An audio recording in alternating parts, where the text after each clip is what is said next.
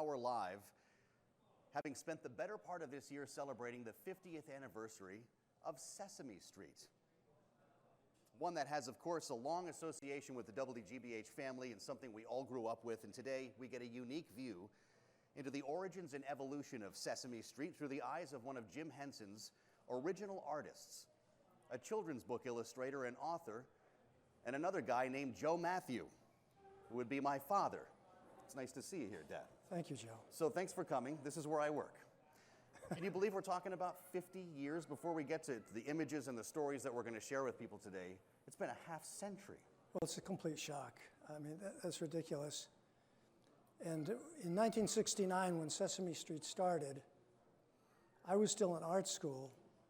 So I didn't go to New York until '71 when I finished school. But as you reminded me the other day, I was actually working at a film strip company in 1969, so my professional career actually does go back a half century, which is absolutely mind-boggling. But thanks for reminding me. It's the least I could do, right. Remind you of how long this has been. Now, we're going to bring you some unique stories and images from Sesame Street from the Mathieu Vault today, beginning with this image that I'd love to start off with right now that you may have seen once upon a time and is now property of the Norman Rockwell Museum out in the Berkshires in Western Mass. It was part of an exhibit called Woodstock to the Moon, 1969 Illustrated. And in this case, you were riffing on a Rockwell classic. We'll get it up here in just a moment. That will bring back a familiar image for a lot of people and a familiar character named Grover. First of all, and this is one behind us you can see, which is probably a more recognizable image for a lot of people who grew up with that book. We spent a lot of time with Grover here, and you really did with the triple self-portrait. Grover was a very popular character at the beginning. This is before Elmo. Right. And he was the cute one, and he was just a great character. This was called the Grover and the Everything in the Whole Wide World Museum, and this was one of my very first books, actually. This is the cover, obviously. Yes, that's the cover. This would be circa 1974, or something around there, I'm guessing. It might be a little earlier than '74. I'm not sure, actually. It's '73, '74, yes. Sure, absolutely. Well, congrats on the Norman Rockwell Museum. I thought that was pretty cool. I was lucky to go out there when they hung your picture on the wall, and hopefully we'll see it at some point here. But I want to go back in time here a little bit to when it all began. Here we go. We take a look at the Rockwell image. I couldn't believe when I started sharing this with people when they put it in the museum, how many people remembered it. I don't know if it was originally for the Sesame Street magazine, but what prompted you to illustrate this? This was a magazine assignment, Sesame Street magazine, but I actually did two. This is the second one. Mm-hmm. The first one was done in 1981, and it was originally a cover assignment. They didn't use it as a cover, they used it as an interior page. But it got a lot of attention anyway, even though they tried to hide it. And Jim Henson took a particular liking to it, and he asked me if he could buy the original, but I wouldn't sell it to him, so I gave it to him. And so it belonged to Jim, and 10 years later, in 90 or 91, I believe, yes, in 91, they asked me, the magazine asked me if they could have it again to rescan it and republish it, but it was no longer in my possession, and Jim had already passed away. So I said, you'll have to get in touch with Jane Henson if you want to get the original. And they didn't want to bother her about it, so they asked me if I would do a second one. So this is actually the second version. The creation of the one that was hanging on Jim Henson's wall. Yes, which I think is a better one. I think I got better in those 10 years. But apparently there was a discussion about that going on online, which I didn't even know. I was telling the story to someone, and they pulled out a phone and looked it up online. There was an argument with the two of them next to each other. The Rockwell original and the well, no, not the Rockwell. My two originals. Really? Like, which one do you like better? Yeah, who won? They were both. They looked identical to most people, I'm guessing. They were close. Mm-hmm. Yeah, I like the second one better. But so let's go back in time, which is a little bit of the purpose here as we think back 50 years. You started working with Sesame Street in the early 1970s. You mentioned Sesame Street actually was launched in 1969, right? Yes. But it was a couple of years later they began the idea of making children's books. That's right. It took a couple years before it got to that point, yes. So tell me about the first time you met Jim Henson. Well, I had started doing a couple of Muppets for the magazine, and I happened to have them in my possession, in my portfolio one day when I was having lunch with Michael Frith, who was the art director at Random House. And I said, yeah, I have been drawing some. And he thought, oh, this is great. So he asked me if I'd like to do some books. So I did. So when the rough sketches were done for one of the first projects, he marched me up to the Muppet offices at the Muppets, which was a little carriage shed on the Upper East Side at that time, before the Muppet Mansion was built. This is very primitive. And they had a wonderful area for rehearsal. They had mirrors going across the walls, very high up in the air. And these were tall guys, and they'd hold the Muppets up while they were standing, and they'd be running back and forth. It was complete mayhem. It was hilarious. And that would be you, by the way, the image we're seeing in the so-called Muppet Morgue. Yes, that's right. Where you would go to learn what these guys looked like, right? That's right. They really let you play with them. Well, Jim gave me carte blanche to go to the Muppet Morgue and study the Muppets. I asked him if I could do that, and he was thrilled with the idea. And I used to go up, as you can see, and literally play with them and see how they worked and photograph them and sketch. And I think the people who were the caretakers of the Muppets, the builders and caretakers, would have had a fit if they knew that I was that you were playing with around. Yes, because people weren't allowed to touch these things. Right.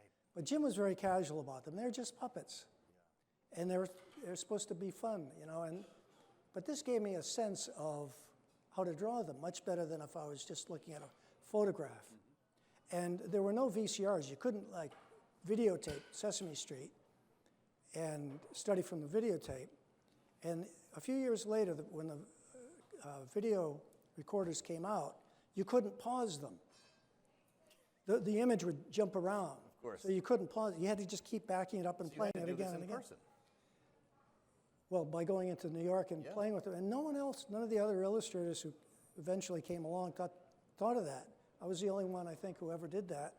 So what they did is they just basically used my books as reference material. And but I think I had a leg up by being able to go to the Muppet Morgue, and I spent a lot of time at the set watching them tape the show.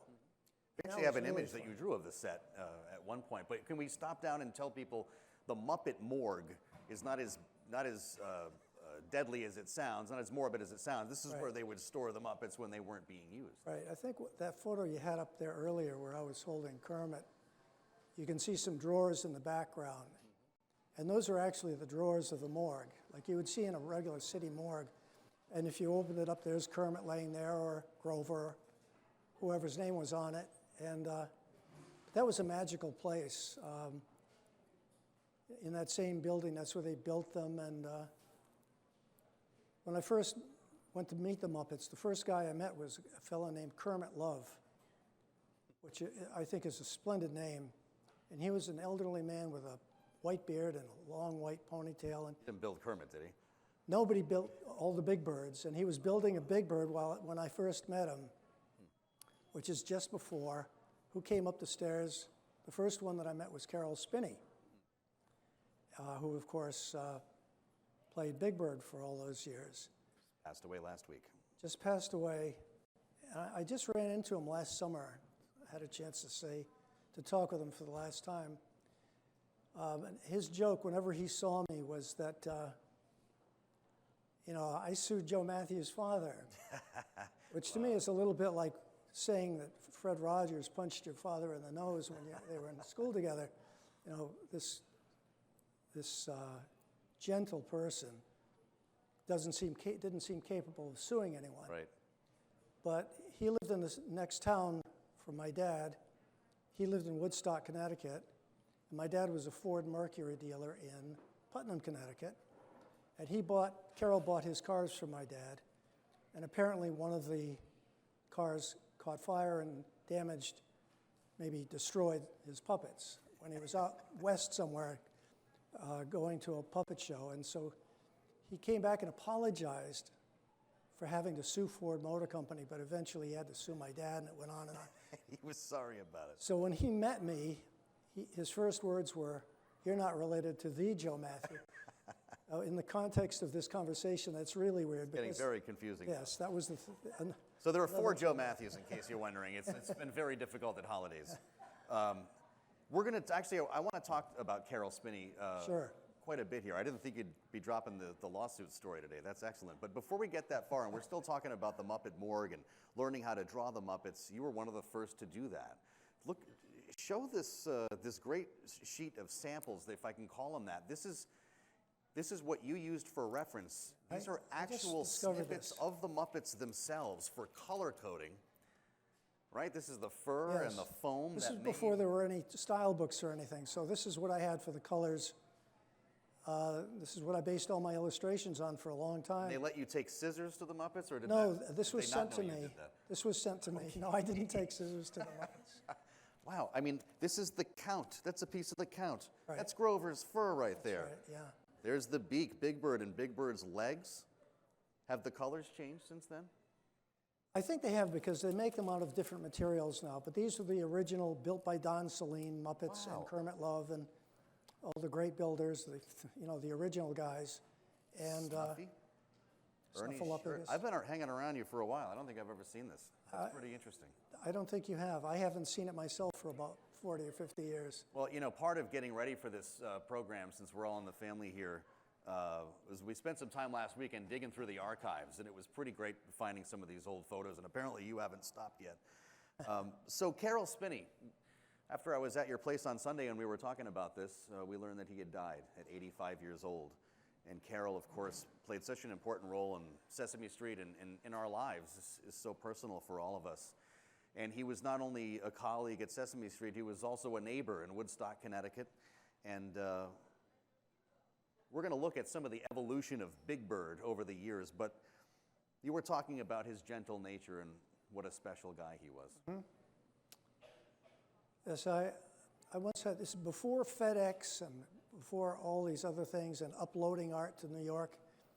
Sometimes I'd have to drive the art to New York myself, or I had various ways of getting it there. Sometimes I'd put it in a laundry box and put it on the train into London and have somebody pick it up at Penn Station in New York City. I didn't want to tell them what was in it because it would get too complicated. Just put it in a laundry box. But one time I actually asked Caroll if he could deliver it for me. I dropped it off at his house and he took the artwork into New York for me. But yes, he was a wonderful fellow. I don't have stories like you do, but I'll never forget one of the times being on the set as a young kid, and here they are, the Muppets at Sesame Street. We're on the set. There's 123 Sesame Street. Hey, look, there I am with my sister Kristen and the mighty Big Bird. And he was walking around that day without it was only the legs. He had only the legs on, which was kind of like seeing this weird mutant Big Bird. And then you probably know where I'm going. The whole show stopped because he was doing take after take. And the room stopped when Big Bird swore out loud. Oh, I don't remember that. And he had a "gee, damn it," and everyone couldn't believe it. Well, he's a regular guy. And as a kid, I thought, wow, that guy is pretty cool. Now I'm allowed to say that because Big Bird said it. You're telling me stories about the set. That's great. I'm pretty sure you were there for that. I'm sure. But if we can maybe draw on some of the images that we gathered, we grabbed Big Bird. I've always been fascinated by how much Big Bird changed in his appearance, certainly in the art world, but also with the actual Muppet changed over the years too, right? Yes. A lot of people look at the old books and they'll say, my gosh, you didn't know how to draw Big Bird, or you didn't know this one or that one. But the characters actually evolved quite a lot over the years. Mm-hmm. They got cuter, they got fatter, they got furrier, they got featherier. This is Fairy Tales, which was maybe one of your first. One of the very first, yes, I don't remember. Big Bird. You take a look at the feathers, the width of his neck, and the colors over his eyes and stuff. They were all a lot scrawnier, actually. They really were. But when they took Big Bird off Caroll, that was Kermit Love. He was in charge of putting Big Bird on him and taking him off. Uh-huh. And they didn't want kids around when they did that. Right. It was okay if he was walking around with just legs, but they didn't want kids to see him. Be disturbed for life, Yeah, like young Joe Mathieu. They were afraid of that, let alone his using bad language. Well, at the, of course, you know, if you want to grab the big book there, if you want to see what Big Bird really looked like, I think we actually have this in full frame, but it's such an impressive piece of work. This is, I'll never forget when Big Bird's big book came out because he couldn't fit the damn thing anywhere. And that's probably the ultimate shot of, or drawing of Big Bird for you, right? That's the sweet spot. Yes, for me, I was trying to do my best. I'm trying to remember the painter I was trying to imitate, but Big Bird's big book, and it's good for skating and stocking feet on. That's right. Yeah, this is fun because you could open it up on the floor and have the kids lay on it and whatever else. Ernie's on the back, and there are some great old spreads. We'll talk about some of the personal nature of your illustrations, but a lot of this was based on our trip across the country as a family. So we can take you to various cities and country shots on our way through this. But there's actually no manuscript for this book. Is that true? At some point, I did a few books like this where there was no manuscript. They just gave me a concept, a rough concept, and said, take it. And this one was going to be a do-up spread of colors, do one of counting, do one of games, et cetera, et cetera. The country, the city. And I could have done anything, but we had just taken a nice 11,000-mile road trip around the United States, and that gave me the ideas to use the desert and the city and the oceans and national parks and that sort of thing. So that's what it is, which I think is a little richer it's a than beautiful Candyland or something else. It's long been one of my favorites.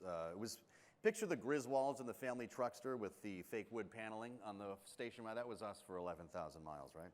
5,000 miles? Did you say 11,000? 11,000 miles, Lord. yeah. So I don't know if we got through all of those images. The Christmas Eve on Sesame Street book was probably my favorite image you ever did of Big Bird falling asleep on the roof on Christmas Eve. If you're old enough, you know the program that I'm talking about. Oh, look, there he is right now. That was written by John Stone, who was the director and head writer of the show. And he was known to be a genius, really, but very particular. And my illustration was based on a photograph for the TV special, and it had to be just right. And he rejected my first attempt, and it was a wraparound cover, so which means the front and the back cover is one big spread. And I just begged him to give me another chance, basically, and he said, go ahead, but if I don't like it, we're going to use the photograph. And he liked that one, which was the second attempt. I remember watching you work on that illustration, and that was part of life as a kid with a Sesame Street children's book illustrator in the house. I would pull up a chair next to you and I'd stand on it so I could look over your shoulder sometimes and see what you were doing because I was about 3 feet tall. And that day, I don't know if you remember this, but you let me grab the paintbrush with white paint on it and do some of the snowflakes. So I have a piece of that thing in that's how my portfolio as well. That's how the snow was done. If you're just joining us here on Facebook Live, welcome back to the WGBH studio at the Boston Public Library. I'm Joe Mathieu, and he is also Joe Mathieu, because this is my dad here, and we're talking about a very long career that he's had and still has as a children's book illustrator with more than 150 titles published now, right? What's the number? Actually, I just finished 165 last week. Wow, and that was a Sesame Street book, right? It was, yes. What's it called? That one will be called Get Well Soon. Get Well Soon. With an exclamation And that point. would be in the fall it would come out, right? Yes, I believe so.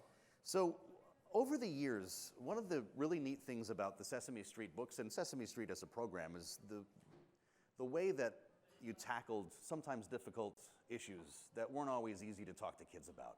Right. And that really was borne out in the books. It wasn't always as much of the show, but you'd get an assignment to tackle something that was pretty difficult. Usually that was accompanied by an episode of the show. Well, the best example of that is Mr. Hooper, right? Yes, and that was one episode also. They dealt with death, which was an unusual thing for a children's program or children's books to tackle back in those days. You have a spread from inside, I'll miss you, Mr. Hooper. And of course, Big Bird's in denial, and they're trying to explain to him that it's real. And I remember talking with Bob McGrath about this show. Bob McGrath was Bob on the show. That's him in the bottom with the blue shirt. Yeah. And he said they were all quite broken up at the time. It was very painful for them all. And they did the show in one take. Wow. They just couldn't do it a second time, and it came out perfectly, really. I remember watching it. It was heartbreaking. If you're too young to remember Mr. Hooper, he was the shopkeeper on Sesame Street. Yeah, he was another nice great guy. Old soul, yeah. Yeah, he was a wonderful, nice man. So you tackled death in a children's book. That's something that was not considered normal in the bookshelves at the bookstore. One of the other ones that comes to mind that's not so much a challenging issue, I guess it is, but an important issue and a heady issue is diversity, racial diversity, ethnic diversity. It's something that you put together in a book called We're Different, We're the Same. Well, it's always You've been a got central copy of that. theme. Actually, there it is right now up on the... It's always been a central theme of Sesame Street, but I think this is one of our best attempts. I'm very proud of this book. If you look at this cover, start looking at the faces and what the people are wearing, and you realize that you've got almost the whole planet covered there. This went back into print with some updates, right? It did. I think it was first published in the early 90s, I think around 92. And then around 2002 or 2003, they did this version, which is they rescanned all the original artwork. It's a slightly bigger version. It's hardcover. The first one was softcover. And there were some other minor changes made to it. But it's a good book. Now, that cover illustration was actually my rough sketch. I usually did the rough sketches in black and white or just with a pencil, blue pencil, so monochromatic. And they wanted to see the colors because of the nature of it, all the different skin tones and everything. They wanted to see what I was going to do. And so this was actually kind of a rough job, but they liked it. They said, don't do it again. That's what we're looking for, I guess. It's fine. If you want to try another one, go ahead. But I said, no, go ahead. I'm going to guess that happens from time to time. We have our own version of that in broadcasting where you think I'm not even close to this, but everyone around you is telling you that you nailed it. Right. Stop. Right. Don't mess with it. We've got some questions from our audience here at the Boston Public Library, and if you want to head on over here and join us at the Newsfeed Cafe, the coffee is good. Did you know as a kid that you had a special talent? Yes. Next question. I think I was 3 years old when I started drawing. I have drawings from 3 years old. By 5 years old, I was drawing Disney characters, in particular Peter Pan and Captain Hook and the alligator. And I was in kindergarten, and I was so embarrassed. I would hide my work, but they'd hang it up on the wall. But I was actually very proud of it. And I think by 11 years old, that was the year of the Kennedy-Nixon election, and I was doing political caricatures. And so, yeah, I got an early start, and I just I drew incessantly, like your daughter, actually. Yeah. And I just drew and drew and drew. It seems to be the case with a lot of stuff like this, and my daughter Bella, who you're referring to, can't get through an hour without drawing a picture, and so we're hoping that she'll be up here talking to somebody someday about what she's published. Here's a fun one. I don't know if you have an answer. Do you have a favorite Muppet? Maybe a favorite one to draw. How about that? To draw, I think Ernie was always my favorite to draw. I'm not sure exactly why. He's very tricky to draw. He's not easy to draw, even though he's very simple. His form is so subtle that it's difficult to capture his look without making him look stupid. You want him to look mischievous and cute. And Jim always managed to do that by the way he held him and manipulated him, which is why I had to go to those recording sessions and see that magic. But yes, when I nailed an Ernie, I always felt good. Huh. That was an accomplishment. That's the franchise, or at least it used to be. Actually, Big Bird's a lot like that too. Yeah. That beak is very tricky to deal with. There were I liked drawing most of the Muppets. Some of them were a lot more work than others, like too many parts. I like the ones that were simple, like Ernie and Bird, Well, the simplicity was kind of the magic behind a lot of these. Well, in my opinion, right? yeah, I just happened to see the other night a show called in their own words, which about a story about Jim Henson, and he was frustrated with some of the simple things. He wanted to get more complicated, and he did all these movies like Labyrinth, etc. But my favorite stuff was the simple stuff like this. Yes, this is a drawing I actually did for a book that was not a Sesame Street book. It was a book I wrote called Busy City. It's out of print. Love that book. And it's a visit through the city. And this is the visit to the television studio. Apparently cities have television studios and small towns don't. And so I used the Sesame Street set, and it was an opportunity to sort of autobiographical. Everyone I knew was kind of in the picture. There's Jim Henson and Frank Oz and John Stone, who wrote Christmas Eve on Sesame Street. See Henson with the beard down the lower right corner. Lower right. There you are in the lower left corner. Lower left Under the corner. Lights. Blue shirt. Yes, with a little blue jacket, yes. Coming in with my portfolio, going to bother everybody. And I remember actually seeing them use a hose like that on a ladder to imitate rain. How about that? I mean, they had some kind of camera thing going too, but they actually had real water. High tech. And all those wires and cables around like this. My God. Well, we're talking about the analog days here. Right. You know, if you were with us earlier, you heard us talking about the Muppet Morgue, which is where they would store the Muppets and where these samples came from, where they would build the Muppets as well. When you'd open the drawer, they looked lifeless. They'd be laying there like this. Yes. And it wasn't until one of the artists, one of the puppeteers, put them on that they came alive. Is that right? Yes, that's right. It shows the talent that these guys had, too. Before, the day I met these guys, I went to a photo shoot. Michael Frith took me to a photo shoot, and they had all the Muppets on these pegs, on these metallic frames that would hold them in place. And they looked really dead. They looked deadly. Yeah. And who came in? Well, Jim came in, and I met him. And Frank Oz came in and put Grover on. And Grover just came to life, and it was a remarkable thing to see. And he literally came alive. His eyes focused suddenly on me and on Frank and everything. And the weird thing is, Frank would be looking at one thing, and Grover would be looking at something else. So they looked like they were connected, but they were separate beings with different intelligence and focus. And when Grover wanted to say something to Frank, he'd tap him on the shoulder and say, "Hey, Frank," to get his attention. It was hilarious. And he actually said, Frank had been on vacation, and all this photo shoot was going on, and Grover said, "Frank, you promised me that when you went on vacation, no one would stick anything up there." They had this frame up, and so Frank apologized. He was admonished, but that's the sort of spirit I was trying to capture when I drew the Muppets. Understood.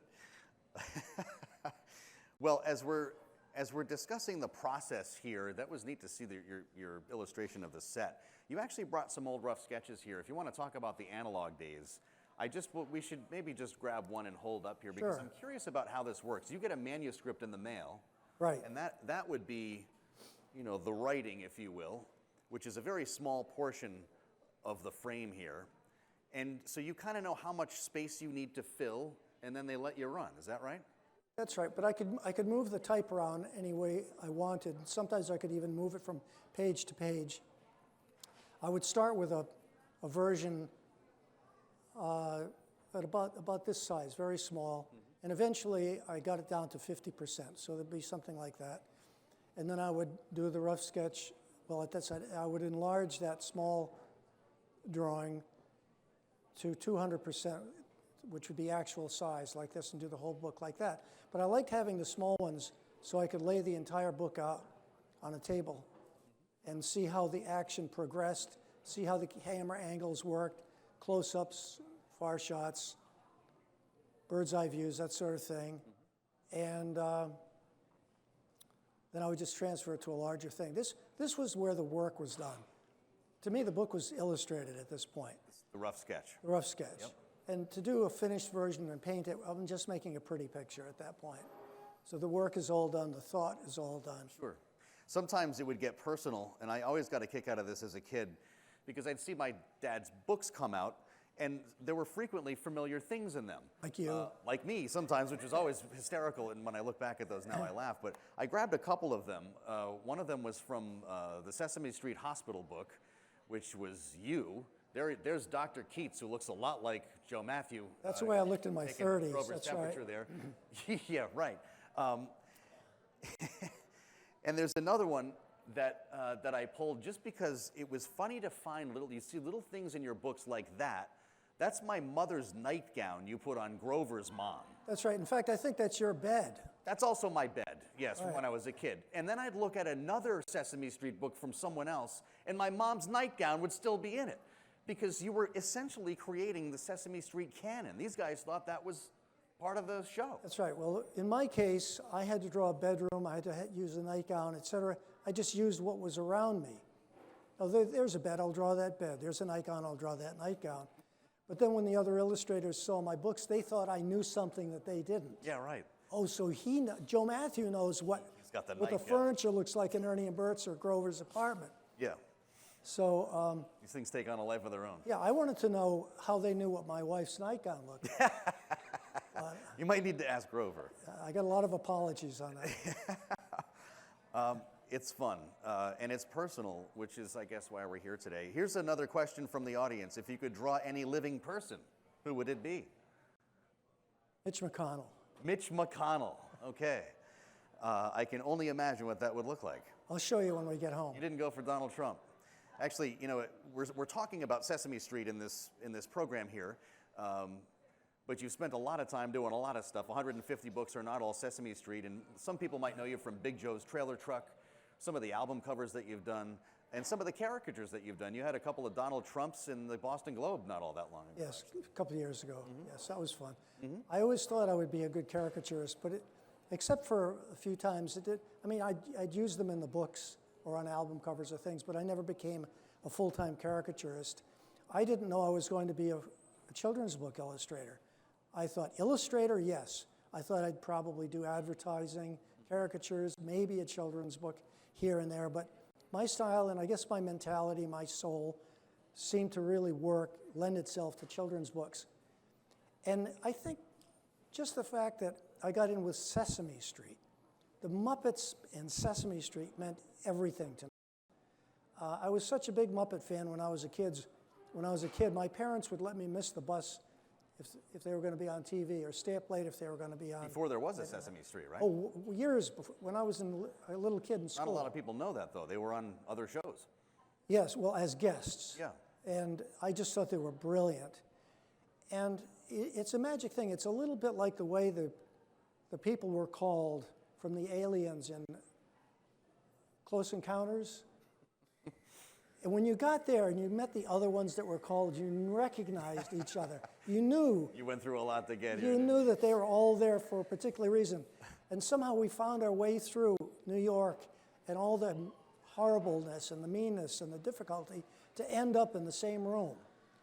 On this show that I mentioned earlier, which was on Channel 2, by the way, through their own voices, Jim Henson, Michael Frith, who was my mentor and who discovered me and was my art director, both first at Random House and then at Muppets, he said it much better than I could. He said that Jim Henson saw a door that no one else could see. He opened that door and walked through it, and then we all followed. And I thought, that is exactly, this is at 2 o'clock in the morning, and it seemed really profound. Well, it was. It was, yes. And I think it's something that we can all relate with here. And I never enjoyed doing other kids' books or other franchises the way I did Sesame Street because of my faith in their message and their style. I just thought it was great stuff. Well, I'll tell you, when we started thinking about this and started talking about the 50th anniversary of Sesame Street, my line has always been, as you saw that funny picture of me with my sister. We looked like the kids from The Shining with Big Bird there. I used to tell people, I grew up on Sesame Street. And the more years went by and the more I talked to people, I realized we all did. Yes. And the personal nature of Sesame Street is something that we can all get around and coalesce around in times like these that become awfully complicated. That's something that's not very complicated. And the fact that it still exists after 50 years is pretty remarkable. And I want to thank you for coming here to talk to me about it and bringing some family heirlooms, as it turns out, to help to bring all of this to life. And happy 50th anniversary to the other Joe Mathieu. Thank you. Good to see you here. Thank you so much. Thanks for spending some time with us on Facebook. If you like this kind of programming and this particular one, please like it and share it with your friends on Facebook and let people know what we're up to. We'll be back for another one next month. Until then, I'm Joe Mathieu, and I'll see you on the radio.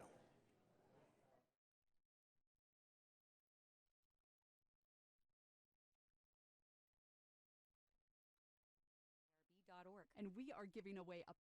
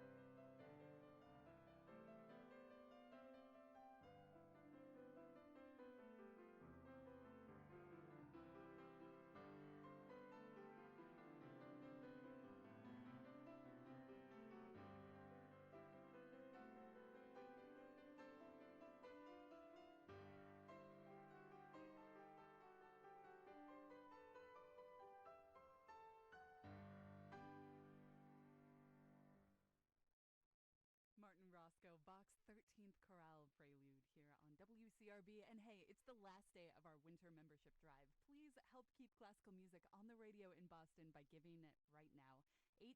888-995-9272 or online, classicalwcrb.org. I'm Jessie Jacobs here with Maeve Buckley. Okay, here's the deal. There's less than about 15 minutes to go to get your gift matched dollar for dollar. Your gift of $100 becomes $200 right now. Your gift of $200 becomes $400 right now. Even gifts of $500 and $1,000 are going to be matched, but only for the next 15 minutes. Do not let this opportunity to pay for even more of your classical music listening go away.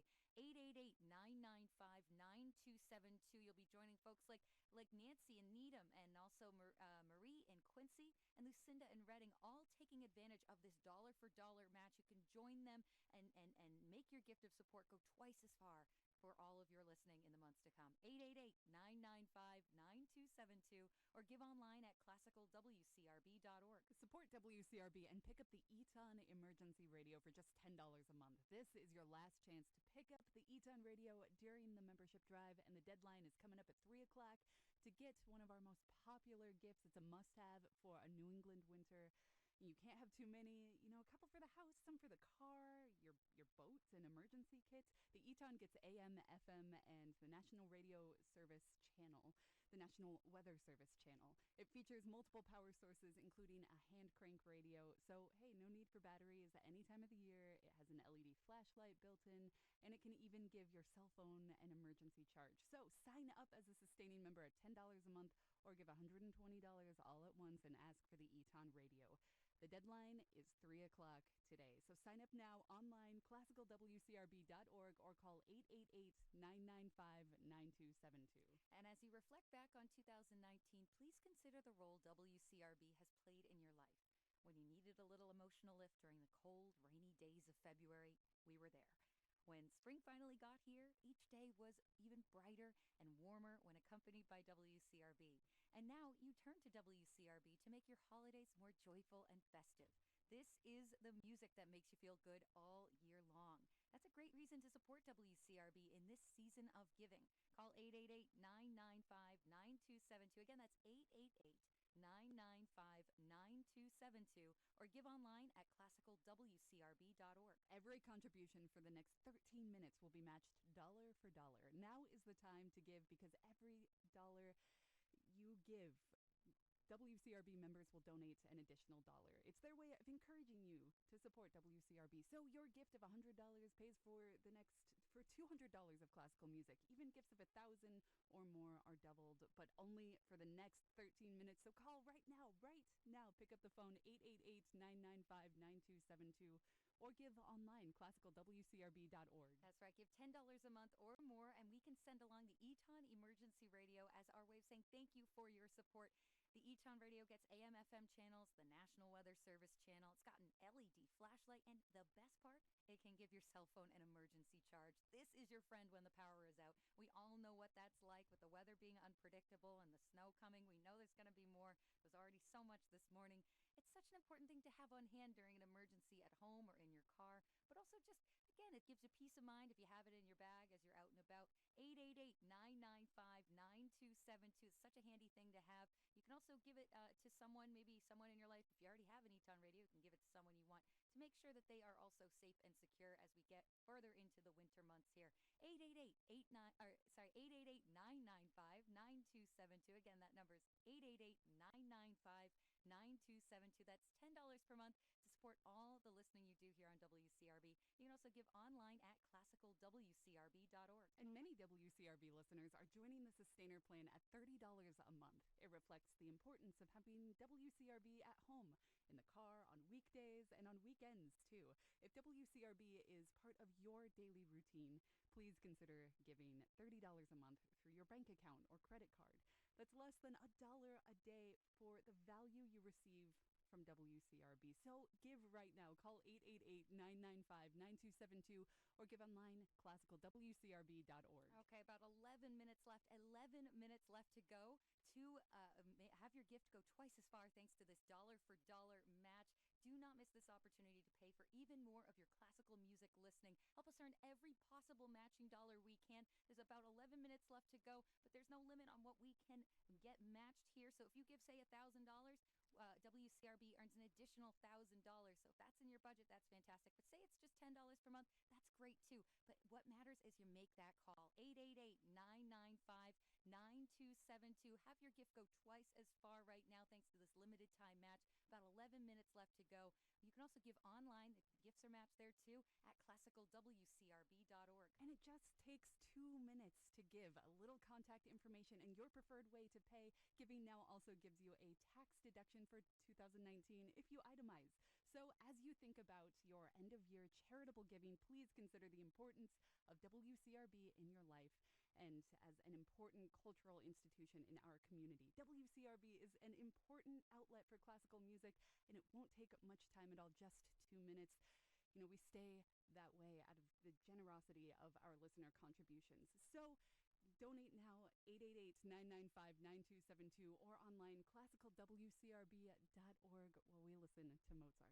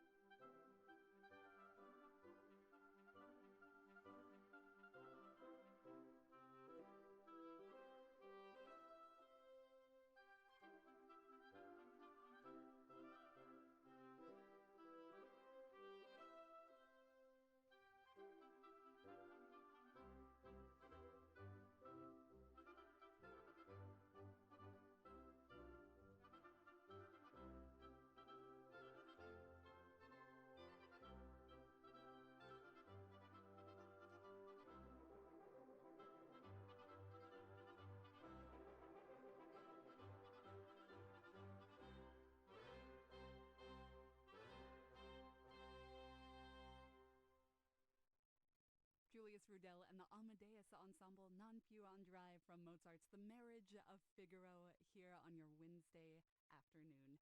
As a listener-supported public radio station, WCRB is funded with listener contributions, and it's the last day of our winter membership drive, and I'm asking for your contribution to keep classical music on the radio in Boston. So do your part. Call now, 888-995-9272, or give online, classicalwcrb.org.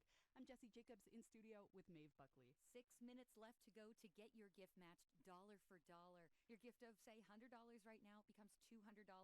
Say your gift gift of $500, that becomes $1,000 in support of all the music you love here on WCRB, but only for the next 6 minutes. Do not let this opportunity to pay for even more of your classical music listening slip away. Make that call right now. You'll feel so great. You'll be like, oh, this is fantastic. I'm supporting all the music I love on WCRB, and my gift went twice as far. It's a great feeling. Make that call. 888-995-9272. Again, that's 888-995-9272. Online gifts are matched only for the next about 6 minutes, as well at classicalwcrb.org. And support WCRB and pick up the Eton Emergency Radio for just $10 a month. This is your last chance to pick up the Eton Radio during the membership drive, and the deadline is coming up at 3 o'clock to get one of our most popular gifts. The Eton gets AM, FM, and the National Weather Service channel. It features multiple power sources, including a hand crank, no need for batteries any time of the year. It also has an LED flashlight built in and can give your cell phone an emergency charge. This thing is cool, and you're going to want to pick one up. You can't have too many, a couple for the house, maybe your car, an emergency kit. So sign up as a sustaining member at $10 a month or give $120 all at once and ask for the Eton Radio. The deadline is 3 o'clock. Sign up online at classicalwcrb.org or call now 888-995-9272. This membership drive is a reminder that WCRB was here for you every day this past year to keep you entertained with great classical music. Your end-of-year gift right now will ensure that we will be able to deliver that same high-quality music you expect from WCRB in the months to come and the year ahead, which is coming up soon. 888-995-9272 is that number to call. Make your end-of-year contribution right now. You can give online at classicalwcrb.org. Just 3 minutes left to get your gift matched dollar for dollar. $100 becomes $200, $200 becomes $400. Even gifts of $500 and $1,000 will be matched, but only for the next 3 minutes. So don't miss this opportunity to pay for even more of your classical music listening. Make your dollars go twice as far by calling now 888-995-9272 or give online classicalwcrb.org. That's right. Give $10 a month or more, and we can send along the Eton Emergency Radio as thanks for your support. The Eton Radio gets AM, FM channels. It's got the National Weather Service channel. It's got an LED flashlight, and the best part, it can give your cell phone an emergency charge. This is your friend when the power is out, and we all know what that's like. It's such an important thing to have on hand during an emergency, again, whether that's when the power's out at home or when maybe your car breaks down. You can keep it in the glove compartment of your car there. The deadline to get the Eton is 3 o'clock, but you're listening right now, and there's that match going on right now. So please make that call. Be sure you support your WCRB listening. Take advantage of that dollar-for-dollar match and get the Eton Emergency Radio. Call 888-995-9272 or give online at classicalwcrb.org. And we are also giving away a pair of tickets to see a must-see performance with the Boston Symphony Orchestra in January. Andras Nelson's conducting Shostakovich. You'll hear Dvorak's Ninth Symphony, and Yefim Bronfman plays Beethoven. The concert is Tuesday, January 28th at 8 p.m. at Symphony Hall, and these seats are some of the best in the house. And hey, we'll also include a $150 gift card to make your evening even more enjoyable. What a night out. And the membership drive ends today, so we hope you'll make a contribution to pay for your future WCRB listening and get a chance to win tickets to the BSO when you do.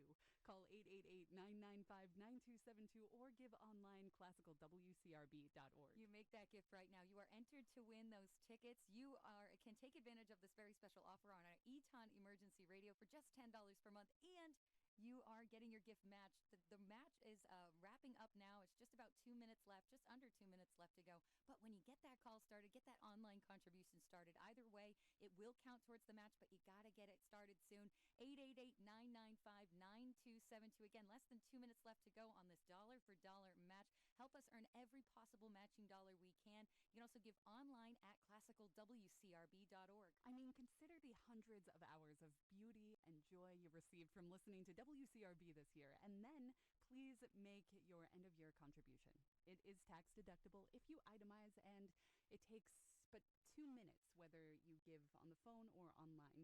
We just need a little contact information and your preferred way to pay, and the money you give will create wonderful music on your radio throughout the year. So give right now, 888-995-9272 or online, classicalwcrb.org. And again, make that gift at $10 per month. Ask for the Eton Emergency Radio and have your gift matched thanks to that dollar for dollar match, it is wrapping up right now. Just want to give a last call here. Last call on this dollar for dollar match. Your gift of $10 per month gets you that Eton Emergency Radio, but it's effectively $240 in support of all the listening you do on WCRB.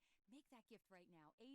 888-995-9272. Get that call started, and it will count towards the match. Or you can give online at classicalwcrb.org. And today is the last day of this membership drive. Thanks so much to everyone who has already given.